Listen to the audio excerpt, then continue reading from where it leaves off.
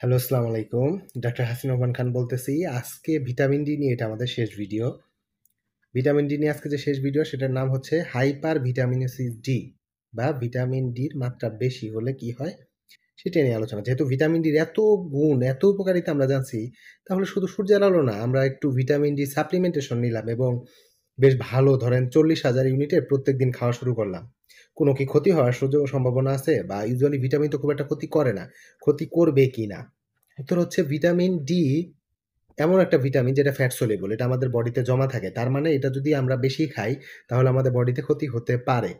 খুবই রেয়ার কিন্তু potentially fatal.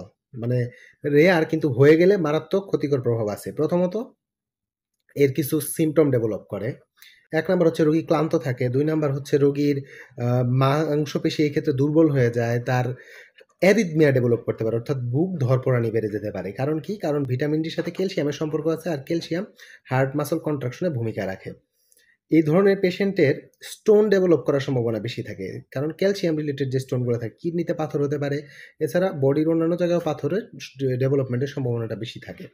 এবং যদি অতিমাত্রায় খাওয়া হয় সেক্ষেত্রে তার প্রাণনাশের সম্ভাবনা না থাকলেও কিডনি ফেইলিউর হয়ে যাওয়ার একটা সম্ভাবনা থাকে। সেই ক্ষেত্রে কিন্তু ওই জায়গা থেকে পরবর্তীতে ওই কিডনি ফেইলিউর জন্য সেকেন্ডারি কজ হিসেবে তার প্রাণনাশ হয়ে যেতে পারে।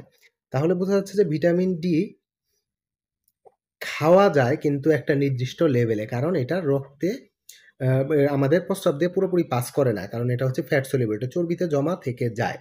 এটা আমাদের একটু মাথায় রাখতে হবে। এটা কেন বলা? কারণ অনেকেই আমাকে মেসেজ করছে তাহলে প্রত্যেকদিন আমরা ভিটামিন ডি খাওয়া শুরু করি। এর ভিটামিন ডি খাওয়ার একটা ডোজ আছে। ওই ডোজ অনুযায়ী আমরা দেই এবং সেই মতো রোগীদের খেতে হবে। এত বেশি এটা খাওয়া যাবে না।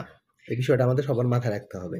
আশা রাখি বুঝতে পারছেন। এর চেয়ে বেশি আলোচনা আমি ভিটামিন ডি রিলেটেড যে লং ভিডিওটা আমার ইউটিউব চ্যানেলে দিব সেখানে ডিটেইলস থাকবে। এটা জাস্ট সচেতন করার জন্য আপনাদের দেয়া যে না, এটা পাগলের মতো খাওয়া যাবে না। আর একটা জিনিস একটু ক্লিয়ার করে দেই যে আপনি যদি রোদ লাগান লম্বা সময়, তার জন্য এটা হবে না। এটা সাপ্লিমেন্টেশন নিলেই হতে পারে। ওই রোদ থেকে যতটুকু ভিটামিন ডি তৈরি হয় তা দিয়ে হাইপার ভিটামিনোসিস ডি বা ভিটামিন ডি টক্সিসিটি কখনোই ডেভেলপ করবে না। সো আপনারা নিশ্চিন্তে রোদে দাঁড়ায় ভিটামিন ডি নিতে পারেন। সেজন্য কোনো ভয়ের কারণ নেই। ধন্যবাদ।